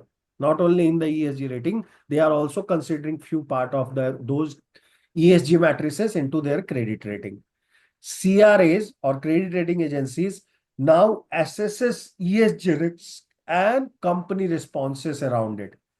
एक एग्जांपल दे देता हूं. Before 2016 most of the CRAs, Moody, Fitch, rarely included environmental, ethical, social impact in their credit rating. After that, there is a massive shift where the focus was mostly earlier on financial, legal, and regulatory risk. Now they are talking about corruption, means ethical concerns, environmental concerns, and so CSR activity as well as a part of their rating mechanism. ठीक है, ये clarity आ गई. कैसे करते हैं लोग ESG risk evaluation, होती कैसे है, और स्टैंडर्ड क्रेडिट मैट्रिक्स क्या होता है. Of course I work in a company so I can not go in detail, but just to give you idea of rating agencies and specifically the financial ones, they assess ESG risk and company responses through evaluating the ESG risk which is impacting their credit worthiness and how well that company or issuer of that bond manages this risk. So mitigation जरूर देखते हो कि आपके पास mitigation के लिए क्या है. अगर आपका सिक्किम में एक्सपोजर है तो आप वहां पे मिटिगेट कैसे करोगे, तो बोलेंगे कि मैंने असम में भी एक ब्रांच खोल के रखा है which will be helping here. Correct. So rating increasingly reflect ability to meet debt obligation under ESG stressors. So जो भी स्ट्रेसिंग पॉइंट होते हैं उसके अगेंस्ट ये लोग करते हैं. सीआरए जनरली 3 चीजों को एसेस करता है. जो भी ये मूडी है, फिच है, ये 3 चीज को चेक करते हैं. पहला करते हैं impact of ESG on the cash flow, जो हमने करा अभी पहले, इक्विटी के लिए भी करा ना. Impact of ESG on cash flow. Of course, cash flow means profitability, etc. EBITDA, profitability, whichever way you want to learn. Second, change in cost capital due to ESG event. Cost of capital, which is discount rate, वो कैसे change होगा in this case. Third, refinancing risk तो नहीं आएगा, ये थोड़ा different है. तो 2 तो same आ गया आपके पास. The third one was refinancing risk tied to ESG related cost. और एक और वो लोग कंसिडर करते हैं जिसको फोर्थ वन बोलते हैं कि where the asset people are using the ESG impact on efficiency ratio, they check here कि बैलेंस शीट बढ़ रही है क्या, ये लोन तो ले रहे हैं तो केवल लोन पोर्टफोलियो बढ़ा रहे हैं कि उसके अगेंस्ट कुछ बैलेंस एसेट भी लेके आ रहे हैं. ये कॉमन सेंस है कि नहीं है. बैलेंस शीट में केवल आप एक ही साइड बढ़ा रहे हो, दूसरा साइड कैश में रख रहे हो क्या, कि एसेट ले रहे हो, कि ट्रेड रिसीवेबल फाइनेंस कर रहे हो. तो ये भी चेक ये लोग करते हैं. कौन लोग करते हैं? Credit risk assessors.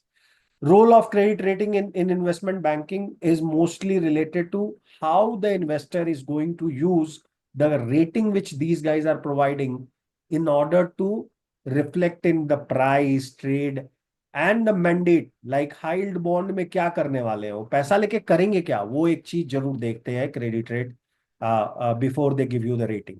Second, institutional mandates often restrict investment to investment grade only. They will not go below investment grade. 2 type के बॉन्ड्स होते हैं. एक इन्वेस्टमेंट ग्रेड बॉन्ड होता है जो companies like HUL, Reliance etcetera का माना जाता है, और एक होता है जंक बॉन्ड जो कि company which are near to defunct और they don't have credibility, if they issue a bond they will be called junk bond. So junk bond. And दूसरा क्या हो गया? Investment grade bond. Generally credit rating agency investment grade bond तक ही अपना credit provide करती है, junk में वो जाती ही नहीं है. केवल उनको एक रेटिंग दे देगी कि you guys are junk, I am not going to give you any ESG rating. ESG rating independent भी लोग कर रहे हैं आज के डेट में वर्सेस क्रेडिट रेटिंग. यहाँ पे ESG रेटिंग में वो 1000 से, मतलब मैं जो जिस कंपनी के साथ काम कर रहा हूं उनके पास 1000 से 1200 डिटेल डेटा पॉइंट्स हैं जो वो कलेक्ट करते हैं from different reports. including newspaper article, etc. And then they create, and all these mostly will be quantitative and qualitative. Okay, but credit rating में आपको मालूम है mostly finance के side से आता है, and definitely ESG factors do influence the credit rating as well, but not as a ESG score. ESG score ESG rating में बहुत ज्यादा चेंज होता है, थोड़ा बहुत वो आपके फाइनेंस और क्रेडिट को भी इम्पैक्ट करता है. That is why they are different, but nowadays it is a complementary tool. दोनों अलग अलग आप मत ट्रीट करना. एग्जाम में भी ऐसा क्वेश्चन आ सकता है, is it a complementary tool और is it a completely independent rating agencies, and actually it is a complementary tool. ESG score क्या एसेस करती है कि सस्टेनेबल है क्या कंपनी, 100 साल तक चलेगी क्या, कम से कम फॉरसिएबल सस्टेनेबल ईयर तक चलेगी क्या. और credit rating assesses default risk. Credit rating क्या करेगी, चेक करेगी कब डिफॉल्ट होने वाले हैं. मतलब दोनों का नियर बाई ही है, but stressing here is sustainability and second side stress is default. Opposite हो गया ना, मतलब सेम है लेकिन it is opposite side of the same coin. Do you agree to that और नॉट, Bhaskar ji, Subodh ji, Ramesh ji? Saying ESG rating looks into Yeah. sustainability and credit rating looks into default. बात तो एक ही है लेकिन दोनों अलग अलग साइड्स है. ओके, नाउ पोटेंशियल बायसेस आ सकते हैं. यहाँ पे क्या आ सकते हैं, किस तरह के पोटेंशियल बायसेस आते हैं इस केस में? What's the time? I think I am not crossing the time, right? 8:30 तो नहीं, अभी तो 8:30. 9 बजे भी. परफेक्ट, परफेक्ट है. नाउ पोटेंशियल बायस इन रेटिंग क्या क्या आ सकती है? पहला आता है कंपनी साइज का bias. Larger company often receive higher ESG rating. ठीक है, हमने भी देखा है, होता है थोड़ा सा बायस कंपनी के लार्ज होने से. कॉन्फिडेंस आ जाता है ना, एनालिस्ट तो एनालिस्ट है, ह्यूमन बीइंग है, तो उसको लगता है कि अगर बड़ी कंपनी है तो ठीक ही होगी. द मोमेंट दिस चलता है, that attitude comes, you are part of all those 15 biases which human being reflects when they do investing. Same goes for rating.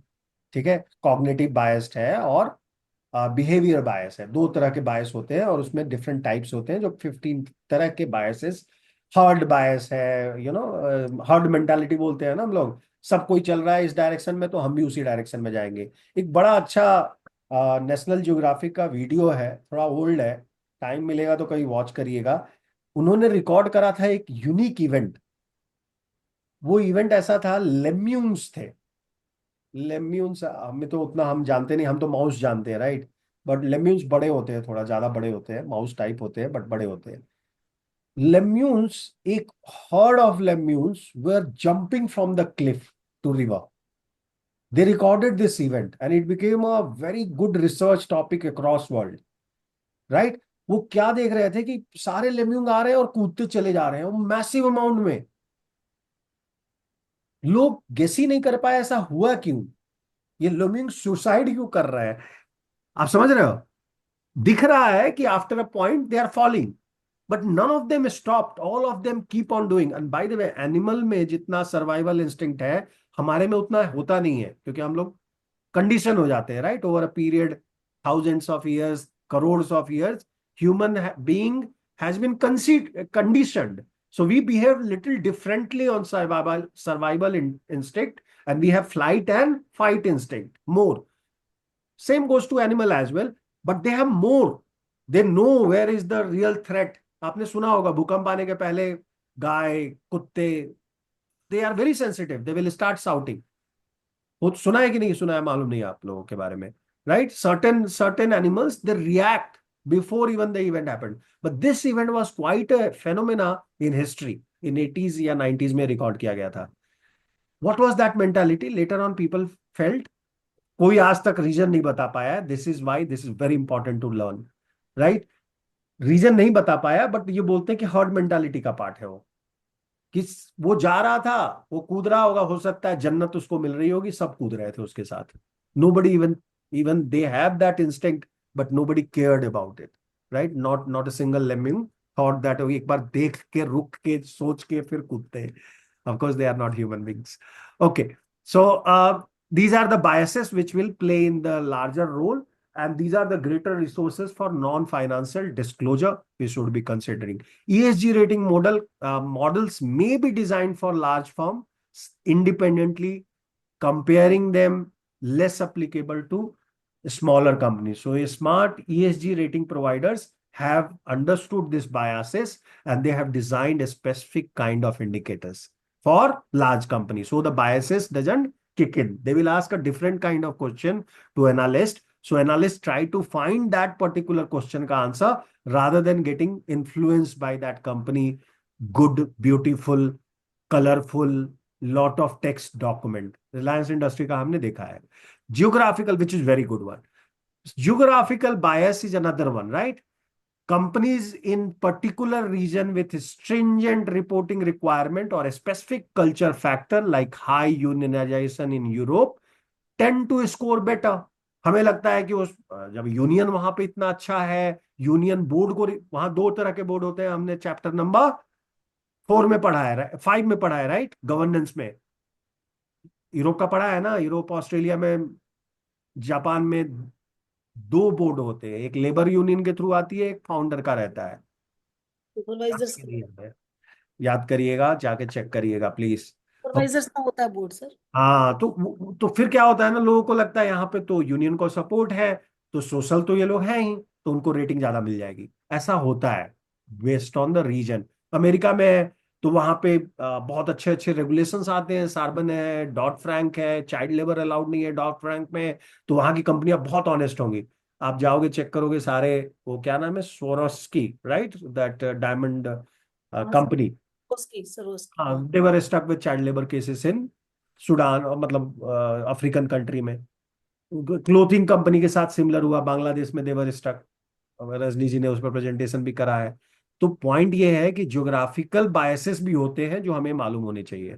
Then comes the industry and sector biases, right, where rating provider में over simplify the industry weighting and misalign the rating completely based on the broad industry category. For example, IT services India में आपको जितने भी बड़ी कंपनियां हैं सबकी अच्छी है ESG, वहां पे बहुत अच्छा काम हो रहा है।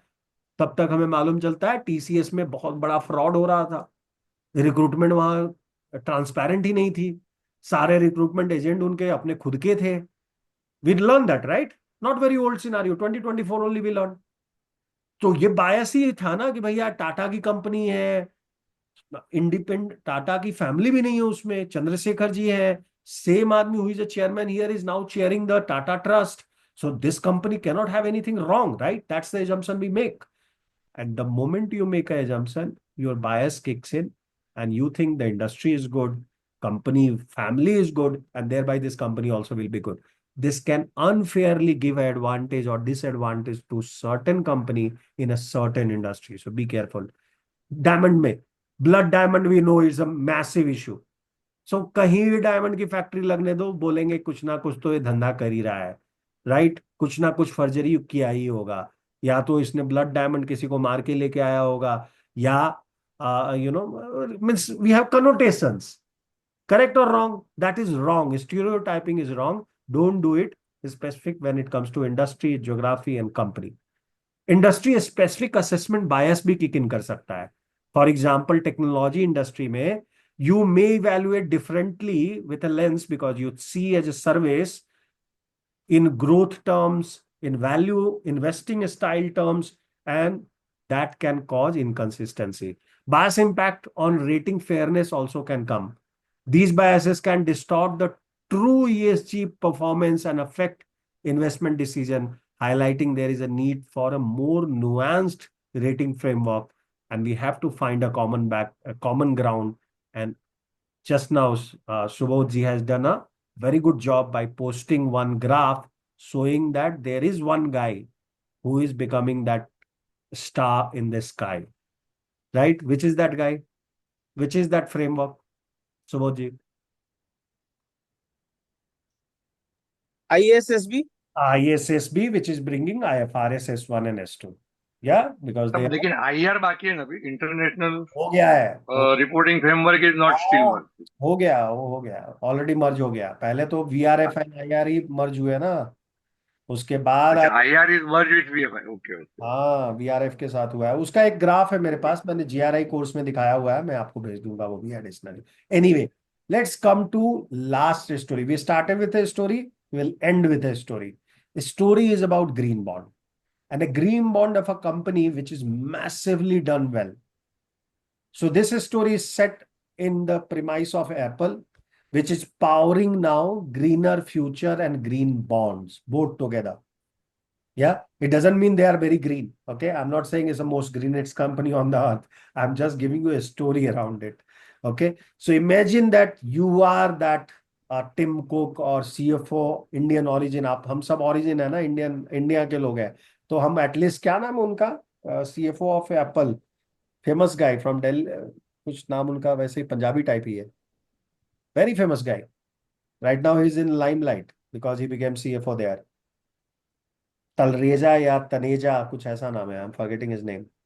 सो CFO of that company you are, okay, Bhaskar ji, Rajni ji, Subodh ji, of course you don't want to become, but I'm just making you guys, कि you are that CFO of that tech giant, or Anshika, Subodh ji, all of you, yeah, of Apple Inc. You are not just managing billions of dollars for them, but your responsibility and you are tasked with helping Apple to lead in climate action. सोचिए, Kevan Parekh है, Parekh है, Kevin Parekh. Parekh, Kevan Parekh. अच्छा, तो गुजराती भाई हैं अपने, sorry मैंने पंजाबी बोला। नहीं, may not be सर, ये सरनेम नॉर्थ में भी रहता है। ना फर्क नहीं होता। पारेख तो Parekh कैसे हो गुजराती से? गुजरात, पारेख गुजराती। नाम भी केवन गुजराती है। ओके, सो आप समझ लीजिए, आप लोग हैं, मैं आपको एग्जांपल स्टोरी आपके अराउंड दे रहा हूं कि आपकी रिस्पॉन्सिबिलिटी कितनी बढ़ जाती है वो समझिए। केवल फाइनेंशियल सिनानिम्स आने से नहीं चलेगा या जगलरी आने से नहीं चलेगी। You also have to have understanding of ESG, because why? Because your company has started leading into climate action. They have decided, I want to do some climate action. Back in 2016, Apple made a bold move. First time in its history, they decided to bring green bond. कितने का लाया था? $1.5 billion का, billion with a capital B, okay. Of course ये उनके लिए बहुत छोटा अमाउंट है, उनका कैश ही 20 बिलियन है, तो आप समझ सकते हो 2016 में होगा 2-4 मिलियन तो तब भी होगा। फिर भी उन्होंने ग्रीन बॉन्ड इशू किया 1.5 बिलियन का, that point in time. A commitment which was not just innovation but a commitment to the planet. That's why they have done that. Okay, so what exactly is a green bond? Think like a regular bond. Regular bond में मतलब 3 feature बहुत compulsory है। क्या क्या feature कम bond में होते हैं? एक तो कूपन आपको मिलेगा, फिक्स टाइम में मैच्योर करेगा, फिक्स टाइम में मैच्योर करेगा, करेक्ट। और तीसरी बात क्या रहती है कि एक फिक्स्ड अमाउंट आपके कंपनी में उसका, जैसे सोवर्जिन गोल्ड बॉन्ड में 2.5% परसेंटेज होगी। बिल्कुल। चलिए, तो if that is the regular bond हो गया। ग्रीन बॉन्ड में क्या है? Where investor are giving money to Apple in a form that is different than regular. Specifically, the twist is in term of that you will use this money only for environmental projects. Green bond में environmental project, don't mix it with social project, putting that lady to do this work, that is not your duty. मतलब ये दिखा रहे diversity का photograph है, या Apple का ही photo है, मैं अपना फोटो नहीं लगाया हूं, ये एप्पल ने ही सेम 4.7 बिलियन पे ये फोटो लगाया हुआ है, which is little dicey. That is not the purpose of green bond. हर एक अलग पर्पस के लिए अलग बॉन्ड है। ब्लू बॉन्ड भी है, आपने सुना है ब्लू बॉन्ड? कितने लोगों ने ब्लू बॉन्ड सुना है? सुना है सर, वो तो आ गया ना सर। हाँ, वाटर के लिए होता है तो ब्लू बॉन्ड होता वाटर है, वो क्लाइमेटिक और ओशन एंड अदर है, रिलेटेड ocean के लिए, वाटर जो के बॉल है लिए उसके लिए क्लाइमेटिक बिल्कुल। ये इम्प्रूव करने के लिए जो ओशन और उसके लिए है, उसको blue bond. That's the blue bond. So green bond हमेशा रहेगा किसके लिए? Environmental project, like clean energy uses करेगी कंपनी उसके लिए, सस्टेनेबल बिल्डिंग बनाएगी, लीड स्पेसिफिक उसके लिए, even water conservation also comes there. But now the new bonds have been started, which is blue bond specifically for those. Apple real impact came after that. Once they floated this tender, means bonds, what did they do with this green bond is an interesting story to learn. First thing they did is they power their all data center and offices with 100% renewable energy. Clean energy पे काम किया तो green bond को use किया. Clear? सो पहला काम इन्होंने ये किया, वो पैसा लिया मार्केट से and they invested into renewable energy. Second, they build one of the largest on-site solar installation. On-site solar installation largest किया उन्होंने अपने headquarters क्यूपर्टिनो में. ठीक है? That was the second move they did with this $1.5 billion bond. Third, they supported their supplier in switching to clean energy like Foxconn China. They said that you borrow energy from solar farm and wind farm in China as well as in US. They started putting money out of this $1.5 billion for these two purposes as well. By 2023, Apple has issued 3 green bonds totaling to now $4.7 billion, one of the largest corporate green bond program in the world. In the world. आपको मालूम है India का souvenir green bond कितने का हर एक साल का promise है, बट अभी तक कितने का आया है? No idea. No idea. Search करिए, कल आप लोग ग्रुप में डालिए. ठीक है? तो 3 होमवर्क हो गए छोटे छोटे आप लोगों के पास, प्लीज करिए. तो बहुत सारे हो गए. परसों डिस्कस हुआ ना सर ये, I think in one of this. फिर भी किसी को याद नहीं है तो करने दो ना. आप सुबोध जी, आपको मालूम है ना, आप तो रिसर्च का ही है. लेकिन हम लोग अगर भूल जाते हैं तो हमारा ड्यूटी है कि हम उनको पुश करें. ठीक है? तो उनको ढूंढने दीजिए और ग्रुप में पोस्ट करने दीजिए. What is the total, how much of total green bond? अगर मालूम नहीं है तो एक आइडिया दे देता हूँ. 25,000 करोड़ से ऊपर गवर्नमेंट ने कमिट करा हुआ है. ठीक है? और वो 2023 में ही कमिट करा हुआ है. तो आप देखिएगा अभी तक कितना हुआ. Now by 2023 Apple of course has issued 3 green bonds to 4.7 billion, largest one. These projects help Apple to avoid 13.7 million metric ton of carbon emission. कितना? 13.7 million, मतलब 60 उसके ऊपर आप लगा लो. समझ रहे हो कितना इंपैक्ट है इसका? करेक्ट और wrong? 1,37,00,000 metric ton of carbon emission उन लोगों ने सेव कर दिया है 2016 से लेके 2023 तक. Equivalent to taking nearly 3 million car आप रोड से रिमूव कर दो, इंडियन रोड से. उतना इक्विवेलेंस है इसका. एक साल में अगर मैं इतने कार को हटा लूं इंडिया के रोड से, उतना इमिशन का रिडक्शन केवल इन 4 प्रोग्राम से उन लोगों ने $4.7 बिलियन लगा के कर लिया है. Right? Why it is important? Why even they are bothered about it? Why even I am talking about it? Who are they? They are most corrupt. At least human side they are not very good. Correct or wrong? Foxconn में मालूम है bathroom break तक नहीं मिलता है. You know they are making double, triple profit from me by I am buying this for 1 lakh rupees. They are doing it for not even 30,000 rupees. They are building this mobile. Correct or wrong? But it's still why it matters to them and why it matters to us. So green bond like this is not just good for the planet as such, which they are showing here, but they are smart businesses as well. Rajni जी, ये smart business है. कैसे? Investor love करते हैं.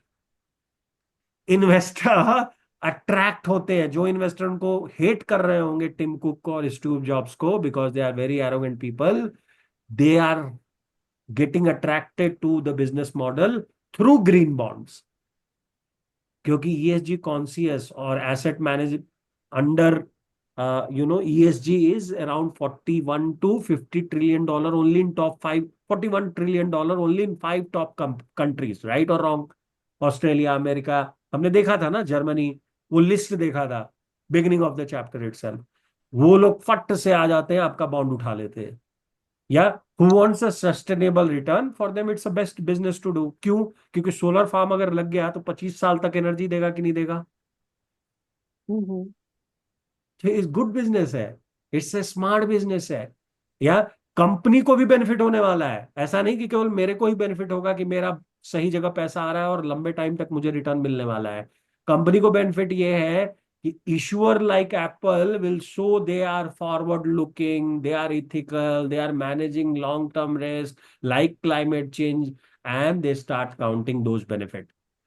World win करता है, हम लोग भी हैप्पी हो रहे हैं कि मेरा जो पैसा जा रहा है 1 लाख रुपया, उसमें से कुछ रुपया इन लोगों ने डाला है प्लानेट को प्रोटेक्ट करने के लिए। Real projects which reduces emission and make communities more resilient, they are helping that. So moral of the story इसमें ये निकल के आती है कि when company like Apple issues green bond, they are not putting their money where their mission is, and for investor it is a way to make profit with a purpose as well.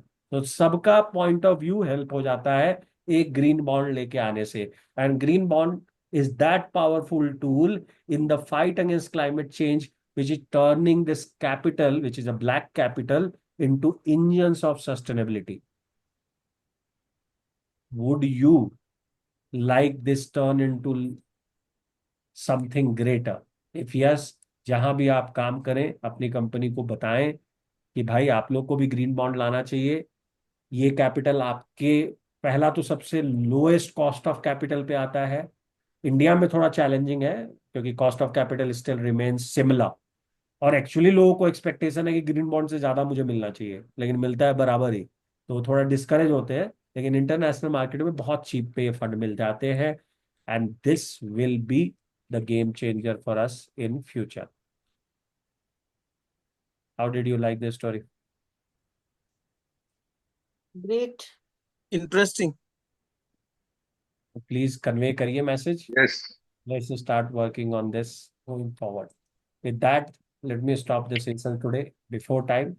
See you day after tomorrow, 11:30 with presentation. नहीं है ना sir, क्या कल है?